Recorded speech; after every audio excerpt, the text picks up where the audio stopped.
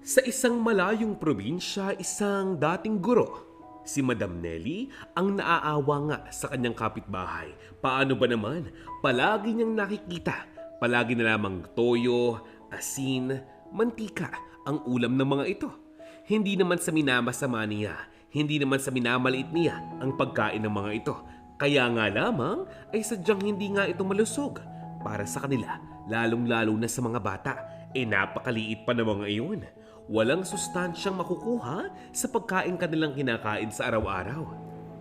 Nais niyang tulungan ng mga ito. Itong si Madam Nelly ay sadyang hinahangaan ng mga tao dahil napakabuti nga niyang guro. Malambot ang kanyang puso at sadyang nais niyang tulungan ang mga nangangailangan. Lalong-lalo na yung mga batang lansangan.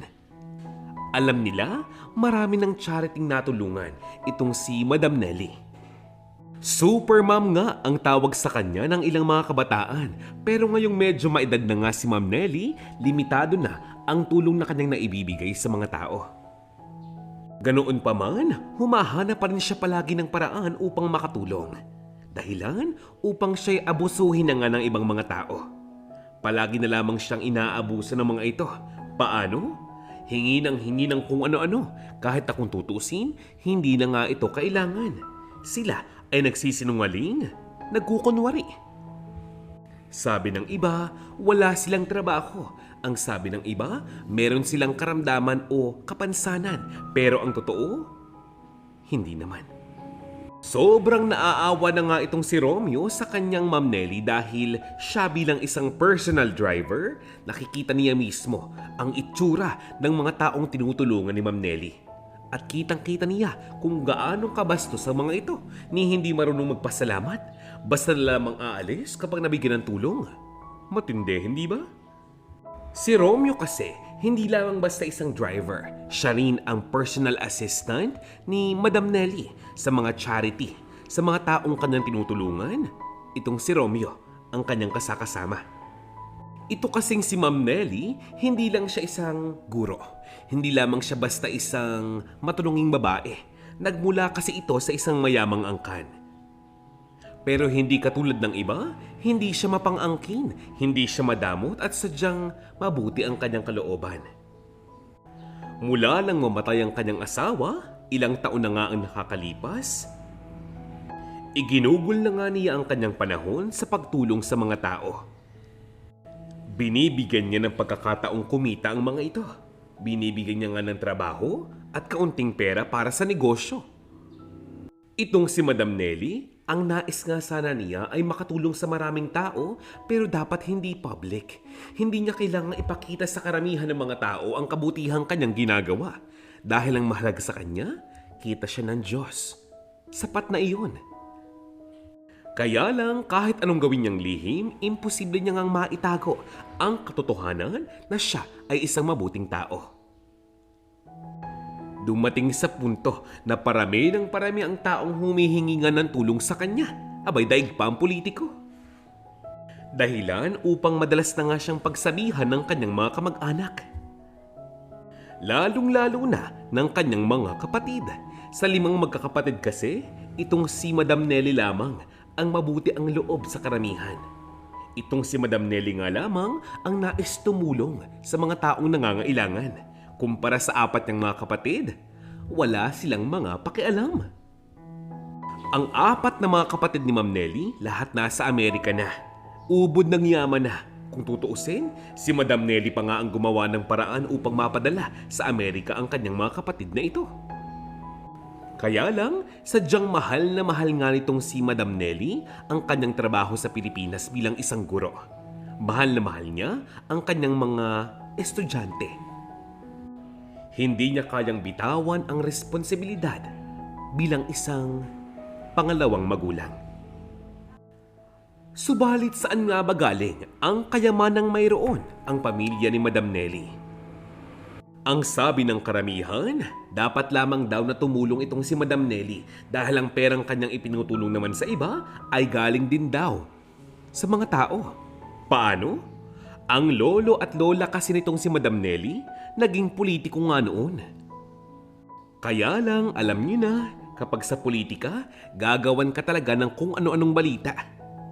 Kahit pa sabihing tapat at maayos kong tumarabaho, itong lolo at lola nga ni Nelly noong sila ay nasa politika pa, ginagawan pa rin ng kung ano-anong istorya. Na hanggang sa ngayon ay tila ba pinapaniwalaan pa ng kanilang mga kababayan. Nagnakaw, nangulimbat daw ng pera at kung ano-ano pa. Wala namang pruweba. Kaya yung ibang mga tao, ang sinasabi nga nila, dapat lamang na mamahagi ng pera itong si Madam Nelly. Dapat lamang na siya'y tumulong. Dahil ang kanyang lolo at lola, yumaman din daw dahil sa politika. Bagay na hindi na nga pinapansin ni Madam Nelly at ng kanyang pamilya, lalong-lalo na ng kanyang mga magulang. Dahil para nga sa kanila, walang ginagawang mali itong sina lolo at lola nga niya. Ang mga magulang ni Ma'am Nelly noon, naging negosyante. Lahat sila, profesional. Doktor, dentista, guro, lawyer. Ni isa, wala nang tumakbo sa politika. Mas nag-focus na nga lamang ang kanilang pamilya sa pagkita ng sariling salapi para sa sarili ding pamilya. Nang pumanaw ang mga magulang ni Madam Nelly, ilang milyon din ang kanyang namana sa mga ito. Malamang ganoon din ang kanyang mga kapatid. Wait lang. Karamihan sa kanyang mga pera, inilagak nga niya sa bangko. Wala pa naman daw kasi siyang paggagamitan. Limpak-limpak na pera at mga alahas ngayon ang nakatago sa bangko. Hindi niya ito kailangang galawin dahil nga may mga negosyong iniwan sa kanya ang kanyang mga magulang bilang siya nga ang panganay na anak. Siya ang pinapamahala ng karamihan sa mga iyon. Wala namang reklamo ang kanyang apat na mga kapatid dahil sapat na nga sa kanila ang limpak-limpak na milyon na ibinigay sa kanila bilang pamana. Isang dahilan pa, masyado ng araw silang abala para pakialaman pa ang pamamahala sa negosyong iniwan ng kanilang ama't ina. Isipin na lamang ninyo kung gaanong kabisi itong si Madam Nelly noon. Hindi niya pinapabayaan ang kanyang mga negosyo. Ganoon din ang kanyang responsibilidad bilang isang mabuting guro. Siyempre, maging ang kanyang responsibilidad bilang isang mabuting may asawa. Hanggang sa lumipas pang ilang mga taon, itong si Madam Nelly nagkaroon na nga ng anak. 2. Mahal na mahal niya ang mga ito. Pinalaki niya ng maayos ang kanyang 2 anak. Ibinigay ang lahat ng mga pangangailangan nga nila. Kaya lang, sadyang malapit ang loob ng kanyang mga anak na ito sa kanyang mga kapatid sa Amerika. Kaya ang nais nila nang makapagtapos ng pag-aaral ay lumipat na nga ng bansa. Doon sa Amerika na nga tumira. Nangyari ang mga bagay na iyan nang pumanaw ang asawa nga ni Madam Nelly. Noon kasi, medyo may samaan nga ng loob sa pagitan ng mag-iina. Dahil ang iniisip ng mga anak, kaya lumala ang karamdaman ng kanilang ama at kaya ito pumanaw dahil napabayaan nga ni Madam Nelly. Kasi nga, masyadong busy. Kaya itong si Madam Nelly, nawalan ng asawa, iniwan pa ng mga anak. Hindi man sabay-sabay, pero sunod-sunod. Imbis na balutin nga siya ng matinding kalungkutan, itinutok niya ang kanyang sarili sa kanyang trabaho, sa kanyang negosyo at sa pagtulong pa sa mga taong nangangailangan. Tutal, yan ang palaging binabanggit sa kanya ng kanyang mister bago nga ito pumanaw. Balik tayo sa kasalukuyan. Ang lugar ni Madam Nelly ay isang lugar na maraming squatters area. Maraming taong walang trabaho, maraming taong asa na nga lamang sa gobyerno. Ayuda dyan, ayuda nga doon. Secured naman, ligtas ang bahay ni Madam Nelly. Kahit pa sabihing medyo maraming masamang loob sa palibot nga ng kanilang bayan. Sa barangay pa nga lamang. Mataas ang pader ng bahay ni na Ma'am. Malaki ang kanyang tahanan. Malamansyon ika nga. Alam niyo ba kung tutuusin? Kayang-kayang paalisin ni Madam Nelly ang mga squatter sa paligid ng kanyang tahanan. Illegal settlers kasi ang mga ito. Pero sadyang naaawa itong si Madam Nelly sa kanila. Tuwing lalabas ng bahay si Madam Nelly, ang napansin niya, parang maraming tao ang umiiwas sa kanya. Pero ang totoo, siya ang pinag-uusapan ng mga ito. Lalong-lalo na ng pamilyang Reyes. Ang pamilyang Reyes ay namamasura nga lamang. Walang maayos na trabaho. Walang maayos na pagkakakitaan. Yung ama, nagbabakal bote. Yung ina, labandera. Minsan, nasa bahay lang talaga. Nag-aalaga ng 2 anak na medyo mahina ang katawan. Paanong hindi? Malnourished na. Malamang, mapapansin ni Madam Nelly ang pamilyang ito. May mga araw, nakikita nga niya kung ano-ano na nga lamang ang kinakain ng mga ito. Ulam ay toyo, asin, mantika, sardinas. Kung tutuusin, wala namang problema. Kaya lang nakakaawa na yung mga bata. Ang papayat na, walang sustansyang nakukuha sa mga pagkain kanilang kinakain. Minsan, pinapadalhan ni Madam Nelly ng mga gulay at prutas ang pamilyang iyon. Pinapadala niya dito kay Romeo. Kasabay ng pag-aabot nga ni Romeo ng pagkain sa pamilyang ito, inaalam niya kung ano nga bang klase ng buhay meron sila, saan sila galing, ano ang kanilang pinagkakitaan noong hindi pa sila lumilipat sa lugar na iyon. Unti-unti, inaalam ni Madam Nelly ang background ng pamilyang ito. Alam niyo ba? Sabi ko nga sa inyo, itong si Romeo bilang isang driver at personal assistant ni Madam, kontra ito sa mga ginagawa ni Madam dahil masyado na siyang inaabuso ng ibang tao. Subalit wala siyang magagawa.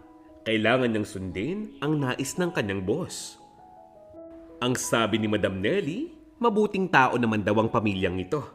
Mabait naman daw at walang bad record, kaya siguro tamang-tama lang na ito na ang huling pamilyang tutulungan ni Madam Nelly. Nagbabalak na kasi ito na lumipat ng bansa doon sa Amerika para siya'y maalagaan naman ng kanyang mga kamag-anak doon. Yan sana ang kanyang plano. Tutal, hindi na nga siya nagtuturo. Palibhasa, ang mga anak ni Madam Nelly ay nasa Amerika, kaya hindi nila alam na itong kanilang ina ay busy pa rin sa pagtulong sa mga tao. At hindi lamang dahil sa negosyo. Lumipas ang halos mahigit 2 buwan, itong si Madam Nelly nagpasyang ipagamot ang 2 anak ng mag-asawa. Paanong hindi? Kulang na lamang ay butot balat, lubog na ang pisngi pero malaki ang tiyan. Akalain ninyo, buwan-buwan, tuwing nag-grocery itong si Madam Nelly para sa kanyang tahanan, idinadamay na nga niya ang grocery ng mag-anak na Reyes. Gulay, prutas, isda. Siyempre, pati bigas. Ngayon, malaking-malaki ang pasasalamat ng pamilyang ito kay Ma'am Nelly. Ang sabi nga ni Mang Lito, "Ma'am, magandang araw po. Maraming salamat po sa inyong tulong sa aming pamilya. Ako po si Mang Lito. Labis ko pong kinababahala ang kondisyon ng aking mga anak. Maraming salamat po kasi kahit papaano. Wala na po akong kailangang ipag-alala pa. Hindi ko na po alam ang gagawin ko, ma'am. Hindi po sapat ang kinikita ko sa aking trabaho. Tulad ng pagkakaalam ninyo, hindi ganun kalaki ang kinikita sa aking ginagawa. Ang aking asawa ay hindi naman ganun kalakas para makapagtrabaho sa labas. Hindi po kami nakapagtapos ng pag-aaral, ma'am. Hindi niyo po alam kung gaano kalaking bagay para sa aming pamilya ang ginawa niyong pagtulong. Maraming salamat po sa inyo. Maaasahan po talaga kayo, Ma'am Nelly. Pagpalaan po nawa kayo. Salamat po." Labis din ang pagluha ng mga mata nitong si Leia, ang asawa ni Mang Lito, dahil sa pagkapasalamat dito kay Ma'am Nelly. Ang sabi nga niya, kung okay lang daw, maaari ba siyang mamasukan bilang isang labandera dito kay Ma'am Nelly para kahit papaano makabawi naman siya kay Ma'am. Kahit papaano, medyo gumagaan na ang loob ni Madam Nelly sa mag-asawang ito. Magalang, marunong tumanaw ng utang na loob, marunong magpasalamat, hindi katulad ng iba. Unti-unti, nakukuha ng pamilyang Reyes ang tiwala nitong si Madam Nelly. Hanggang itong si Mang Lito ay kinuha ni Madam Nelly bilang isang hardinero. At may mga pagkakataon, ito namang si Leia ay kinuha niyang labandera. Kahit na kung tutuusin, marami siyang katulong sa loob ng kanyang mansyon na maaari niyang utusan na nga lamang. Binigyan pa rin niya ng pagkakakitaan ang magulang ng dalawang batang malnourished. Alam niyo ba, lumipas pang ilang buwan ang mga taon. Hanggang sa ngayon, tinutulungan pa rin ni Madam Nelly ang pamilyang ito. Akalain niyo, pinag-aral pa niya ang mga bata. Sa isang pampublikong paaralan, doon niya pinapasok ang dalawang bata. Sagot niya ang baon sa araw-araw. Sagot niya ang uniform, sapatos, ang bag, ang mga gamit. Siyempre, pati ang tuition. Para ang sinasahod ng mga magulang nila, maipon naman kahit papaano. Ngayon nga, nagbabalak pa si Madam na ipaayos ang bahay mismo ng pamilya Reyes. Ngayon, masasabi nating medyo payapa na at sagana na ang buhay ng pamilya Reyes sa piling ni Madam Nelly. May mga pagkakataon na hindi naman kailangan ni Madam Nelly ang serbisyo ng mag-asawa kaya sila bumabalik pa rin sa pagbobote. Pangangalakal ng basura. Hindi naman daw issue yan para kay Madam Nelly pero ang kanyang paalala? Basta ang payo ko lamang sa iyo, Lito. Maaari mong gawin ang lahat ng nais mo hanggat wala kang tinatapakang ibang tao. Walang problema dyan. Kung gusto mong magtrabaho ng maraming beses sa isang araw, hanggat kaya mong alagaan ang sarili mo at nakakapagpahinga ka, walang problema dyan. Tandaan mo, Lito, huwag kang gagawa ng bagay na maaari mong pagsisihan. Mahirap na. Mahirap kalaban ng batas, alam mo yan. Isipin mo, kawawa naman ang mga anak mo kapag sila'y naiwan, kapag nakulong ka o ang asawa mo. Hindi ba? Huwag ka nang gumaya sa mga kakilala mo. Naligaw sila ng landas. Ako ay narito upang paalalahanan ka. Sana'y matuto ka naman. Huwag nang matigas ang ulo mo, ha? Ikaw naman, Leia. Sinabihan na kita, hindi ba? Itigil mo na ang pagsusugal na yan. Imbis na ubusin mo ang oras mo sa mga kalokohang yan, mag-isip ka na nga lamang ng paraan kung paano kang kikita ng pera. Halimbawa, magtinda ka sa labas. Malapit sa paaralan nga ng iyong mga anak, hindi ba? Tandaan ninyo, handa akong tulungan kayo sa abot ng aking makakaya. Pero kapag kayo nang gumawa ng paraan at dahilan upang magbago ang pagtingin ko sa inyo, pasensyahan na lamang tayo, ha? Nagkakaunawaan ba tayo? Yan ang sabi ni Ma'am sa mag-asawa. Sa paglipas ng mga araw, may napapansin naman si Romeo. Tila ba tama ang kanyang kutob? Sa matagal na pagtulong nitong si Madam sa mag-asawang ito, sa kanilang pamilya, tila ba nais na nga nilang umabuso. Late na nga niyang nalaman. Ito palang si Mang Lito at Aling Leia, balak na utangan itong si Ma'am Nelly. Partida, kakabigay lamang ng grocery, kakabayad lamang ng tuition para sa mga anak nga nila, kakabigay lamang ng sahod nga nila sa kanilang trabaho. Pero uutang pa rin sila. Anong dahilan? Samantalang ipinapagawa pa ang kanilang bahay. Wala silang kailangang bilhin, wala silang kailangang paggastusan. May ipon naman daw sila. Pero ang mag-asawang ito, nais daw utangan nung nakaraang araw si Madam Nelly ng pera. Si Mang Lito, umuutang ng 10,000 at ganoon din ang kanyang asawa. Pero syempre, matalino itong si Ma'am Nelly. Tumanggi ito. Dahilan upang medyo sumama ang loob ng mag-asawa. Makalipas ang halos isang linggo lamang, nais ipatawag ni Ma'am Nelly ang mag-asawa, maging ang mga bata. Pero wala ang mga ito. Wala na ang mga damit, wala na ang mga sapatos, maging gamit ng mga bata sa paaralan, wala na rin. Naglaho ang pamilyang Reyes na parang bula. Agad tumawag si Ma'am Nelly dito kay Leia. Ang sabi ni Leia sa text, nagbabakasyon daw silang mag-anak doon sa Bicol.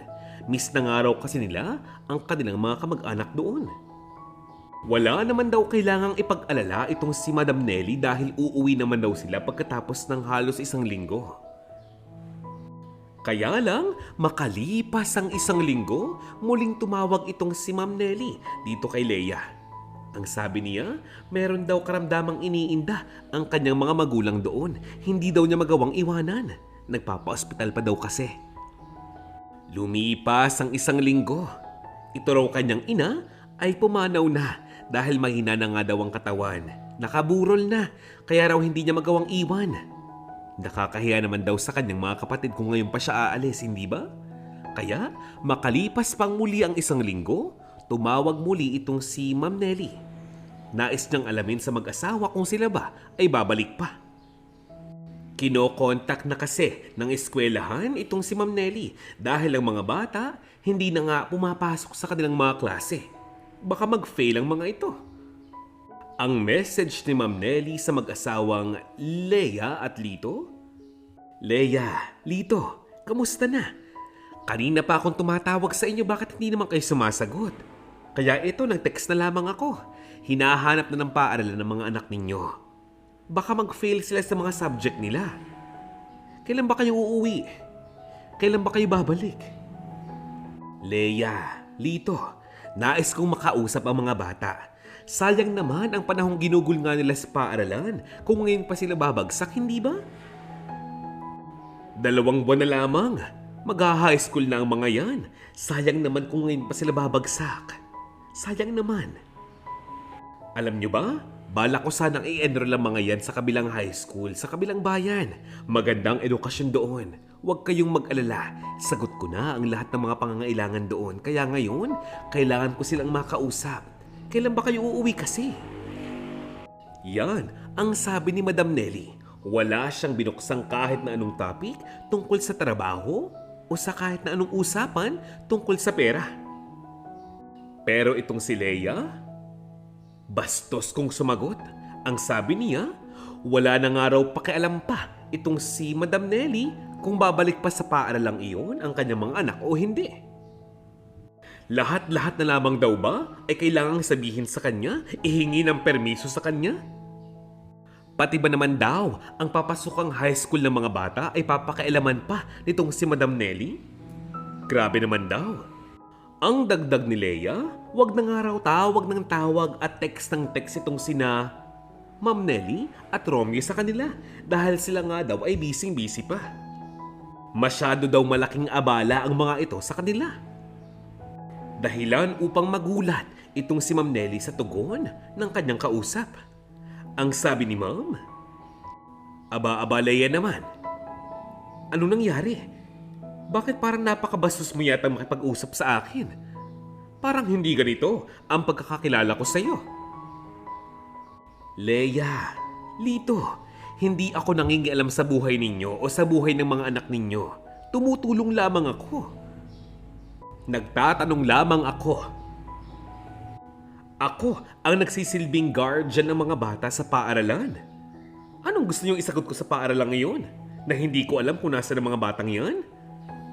Gusto ko lang na magkaroon sila ng magandang kinabukasan. Gusto ko lamang kayong tulungan. Bakit parang ikaw pa ang galit sa akin? Bakit parang ako pa ang naging abala sa inyo sa dami ng ginagawa ko sa maghapong ito? Inaalaanan ko kayo ng panahon sa bawat linggo. Pero ako pa ang abala sa inyo? Aba, wag namang ganoon, Leia. Wag namang ganoon, Lito. Hindi ba't dapat magpasalamat kayo? Wala na nga kayong babayaran sa paaralan. Sagot ko ng lahat. Ang bala ko pa sana ay bigyan nga sila ng scholarship hanggang kolehiyo. Kahit na anong kurso. Bakit parang ako pa ang masama? Leia, masama ba? ang mga bagay na ginagawa ko para sa inyo. Alam mo kung tutuusin, napakapalad ninyo. Sa dami ng tao na maaari kong tulungan sa atin dito, pamilya ninyo ang tinutulungan ko. Bakit para namang mali ang ginagawa ko? Bakit parang biglang nagbago ka? Leia, ano bang problema? Yan ang tanong ni Ma'am. Paano ba naman kasi, Ma'am? Ang kulit-kulit nyo. Tawag kayo ng tawag, text kayo ng text, chat pa kayo ng chat. Ang ligalig ninyo. Kulang na lamang puntahan nyo kami sa Bicol, aba? Alam nyo, Ma'am, sumusobra na kayo Bago kasi kayo magpasya sa mga bagay-bagay na yan, magtanong muna kayo sa amin kung gusto ba namin pag-aralin ninyo mga anak namin. Ni hindi nyo nga po inaalam sa mga batang ito kung nais ba nilang magkolehiyo o mag-high school man lamang. Ano? Huwag kayong pakialamera. Pangalawa, kami ang mga magulang. Huwag kayong umasta na para bang meron kayong responsibilidad sa mga ito. Kami ang magulang, hindi kayo. At huwag na huwag nyo kaming susumbatan dahil sa pagkakaalala ko, hindi namin kayo pinilit na tumulong sa amin. Nagkusa po kayo. Ma'am? Ganun pa man, maraming salamat na rin po. Ingat na lamang po kayo. Sige na. Sabay baba ng telepono. Labis na nagdamdam ang matanda dahil sa sinabi nga ni Leia. Si Lito, hindi man lamang nag-react para bang suportado nga niya ang sinasabi ng kanyang asawa. Dahil sa mga bagay na ito, nagtanim ng sama ng loob si Nelly sa mag-asawa. Sa kanilang ginawa. Ipinatigil niya ang lahat-lahat. Ipinatigil ang pinapagawang bahay. Tigil ang scholarship ng mga bata. Ang supply ng bigas at mga pagkain. Maging ang supply ng pera sa kanilang ATM, tigil na. Makalipas ang ilang mga araw, kumalat nga ang balita na itong sina Leia at Lito bumalik na nga sa kanilang bayan kasama ang kanilang dalawang anak. Si Leia nga raw ay parang galit na galit at sumugod mismo sa harap ng bahay ni Ma'am Nelly. Ang sabi niya, bakit daw hindi pa tapos ang kanilang bahay? Bakit daw hindi pa tapos ang banyo? Bakit daw wala pang pintura? Bakit kulang pa ang bubong? Maging ang supply ng pagkain ay kulang-kulang na. Bakit daw brown out sa kanila? Para bang hindi niya matanggap na itinigil na nga ng matanda ang pagtulong sa kanilang pamilya. Aba, kapal ng mukha, hindi ba? Ang sabi pa nga ni Leia, akala daw niya ay bukal sa loob ng matandang ito ang pagtulong sa kanilang pamilya. Yung pala ay babawiin din pag ayawan na. Wala raw kwenta si Madam. Maya-maya, nang lumabas pa ang kotse nitong si Madam, sinabuyan nga niya ng mga putik at tubig. Ang kotse nga nitong bagong linis pa. Sabay takbo ng napakabilis kasama ang kanyang asawang si Lito na tila ba patawa-tawa pa. Malamang hinabol ni Romeo ang mag-asawang ito at inabutan nga niya ito. Pinigilan niya ang mga ito upang hindi makatakbo hanggang sa dumating si Madam at doon muli silang nagkasagutan. Ang sabi ni Madam, nung simula pa lamang naman, ang nais lamang niyang tulungan ay ang dalawang bata dahil naaawa siya sa mga ito. Malnourished na ang mga ito. Nahabag siya sa kondisyon ng dalawang bata. Pero kung tutuusin, kaya naman sana ng mag-asawang Leia at Lito na mag-provide para sa dalawang anak nga nila. Nagkataong mahina nga sa diskarte.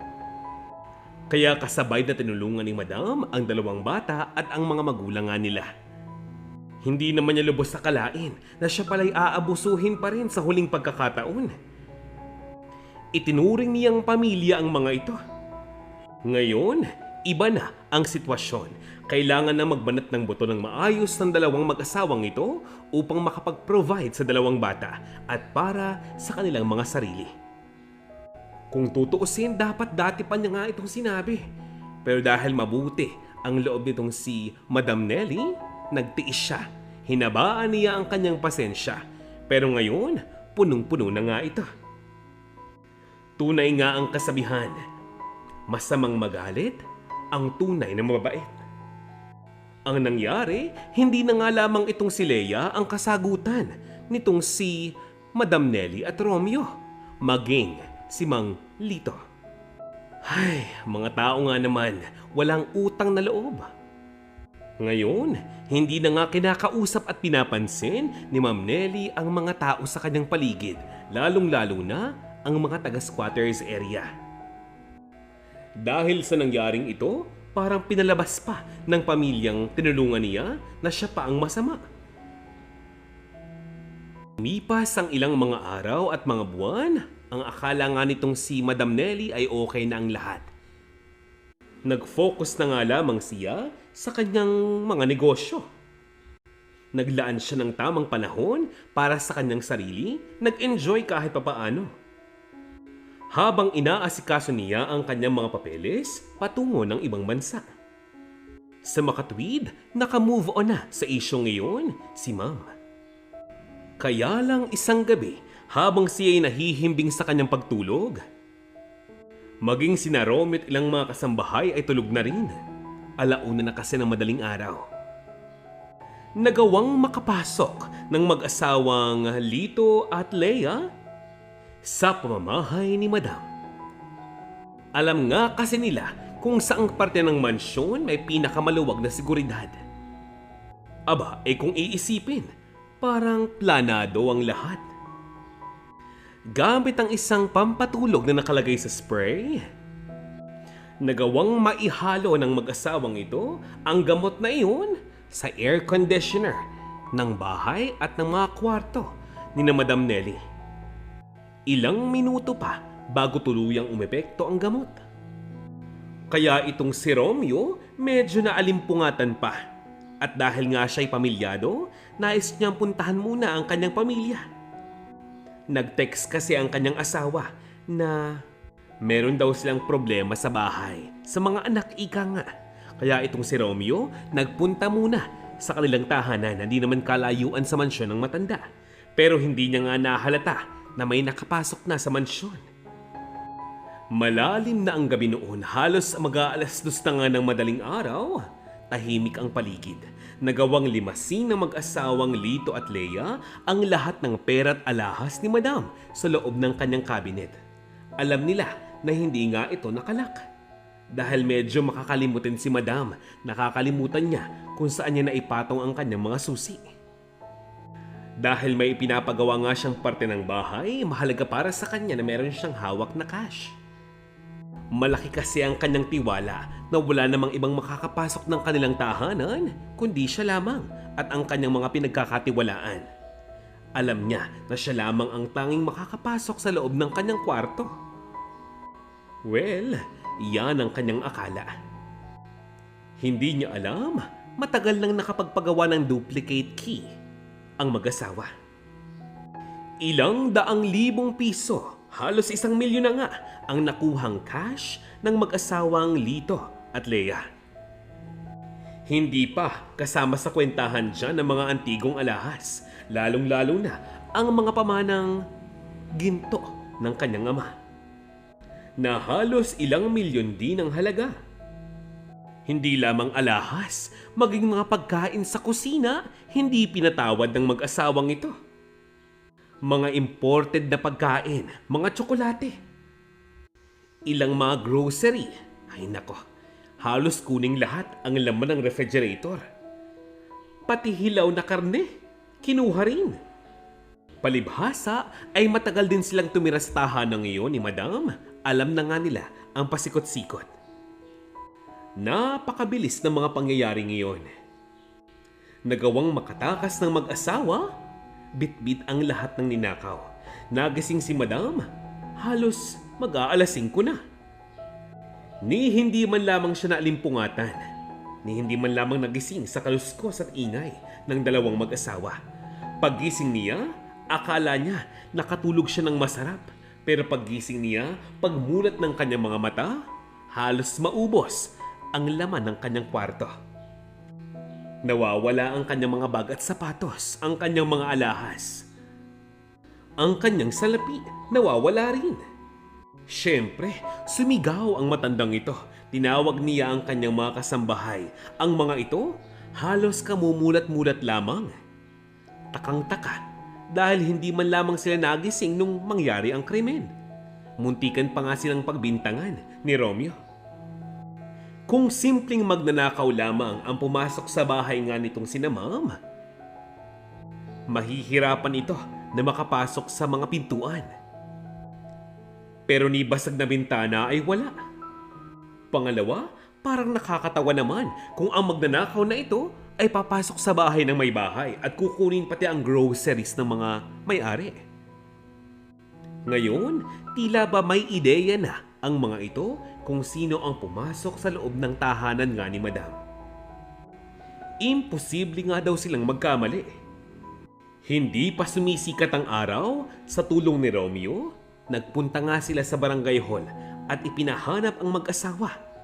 Ang bali-balita sa squatters area, umuwi na nga raw ng Bicol, kagabi lamang, ang mag-asawa. Hindi nga raw nila alam kung bakit pero parang nagmamadali ang mga ito. Humahangos, ika nga.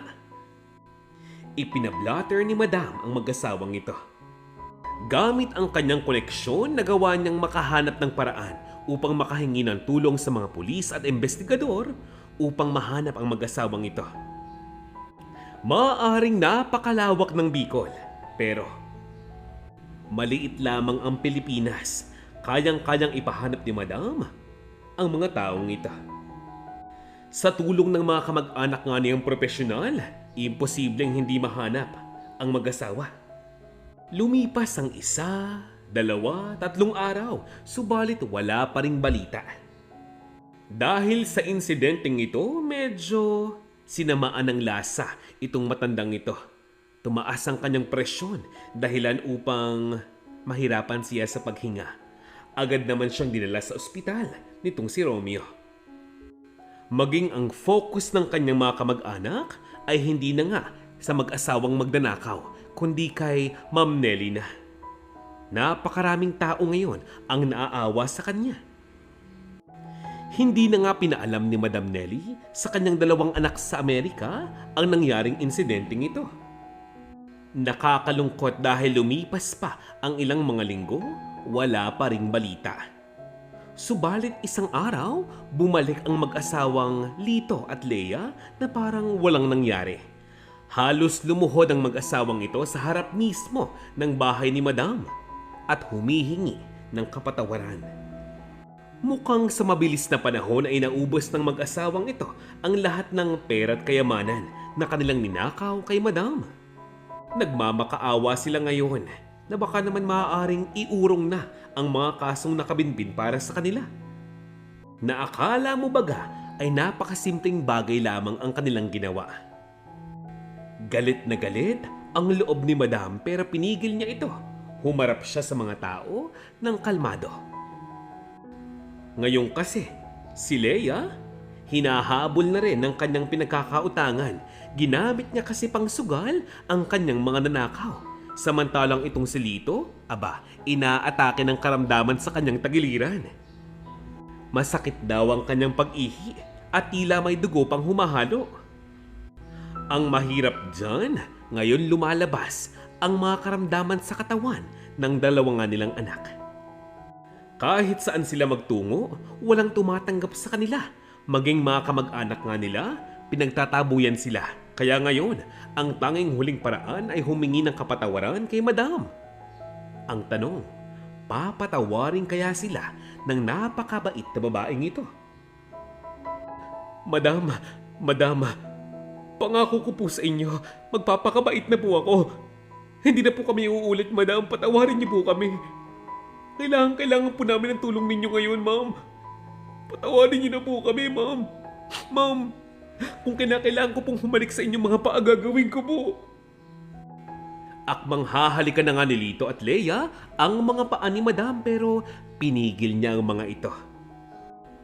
Iniangat ni Madam ang mukha ng mga ito. Para siyang isang napakabait na berhen.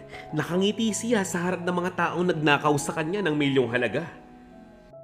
Tapos maya-maya, bigla siyang umiling. Maya-maya pa, biglang dumating ang mga pulis. Napakabilis. Napusasan agad ang mag-asawang ito. Pumapalag pa ang mag-asawa. Tatakbo pa nga sana pero pinigil nga sila nitong si Romeo. Dahan-dahang lumapit si Madam sa mag-asawa habang nakaposas ang mga ito. Hindi na nga sila makagalaw pero si Leia, akmang uuntogin pa ang ulo ni Madam. Pero pinigil siya ng kanyang sariling asawa. Alam ni Lito na labis na. Sobrang kalabisan na ang ginawa nga nila sa matanda. Tama na. Yan ang sabi ni Lito. Ngayon, nakakulong na ang mag-asawang ito. Pagbabayaran na nga nila ang lahat ng kanilang ginawang kalokohan. Sobrang stress na nga ang inabot ng mabuting tao na si Madam dito sa Pilipinas sa kanyang huling mga buwan. Iginugol niya ang kanyang panahon sa pagkumpleto sa kanyang mga requirements sa tulong ng kanyang mga anak at ng kanyang mga kaibigan. Nais na nga niya magpunta ng Amerika upang makasama na nga lamang ang kanyang pamilya doon. Medyo naging mabagal kasi ang proseso ng kanyang paglipad patungong Amerika kahit pasabihin siya'y may pera. Dahil meron nga siyang iniindang karamdaman sa kanyang katawan, hindi ganun kadali sa kanya ang makabiyahe basta-basta.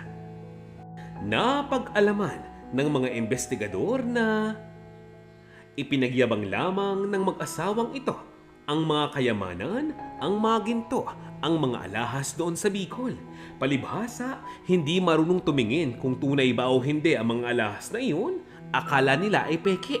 Kaya, hindi nga nila napagkainteresan. Hindi na isipang ibenta dahil kapag iyon ay kanilang ibinenta, baka daw matrace. Malalaman ng mga tao kung nasaan sila. Mahirap na, mailap nga sila sa pulis ng panahong iyon. Palibhasa, ang akala nga nila ay peke ang mga alahas na iyon, hindi nila ito ibinenta. Bagkus, inilagay lamang sa isang supot at isinabit sa pako doon sa bahay na kanilang nirerentahan noon. Nagawang mahanap ng mga pulis ang bahay na tinigilan ng mag-asawa sa tulong na rin mismo ng dalawang anak ng mga ito. Hindi na rin kasi maatim ng dalawang magkapatid ang masamang ginagawa ng kanilang mga magulang kay Madam. Nais nilang makabawi sa taong tumulong nga sa kanila na makaahon sa sobrang kahirapan at malapit na kamatayan. Sa makatuwid, nagawang mabawi ng mga pulis ang ilang mga alahas at mga diamante ni Madam. Maaaring hindi na nga ito kumpleto, pero at least kahit papaano, may napabalik naman para kay Madam. Labis ang panghihinayang ngayon ng mag-asawang Lito at Leia sa loob ng kulungan. Pinagtatawanan sila ngayon ng kanilang mga kakosa.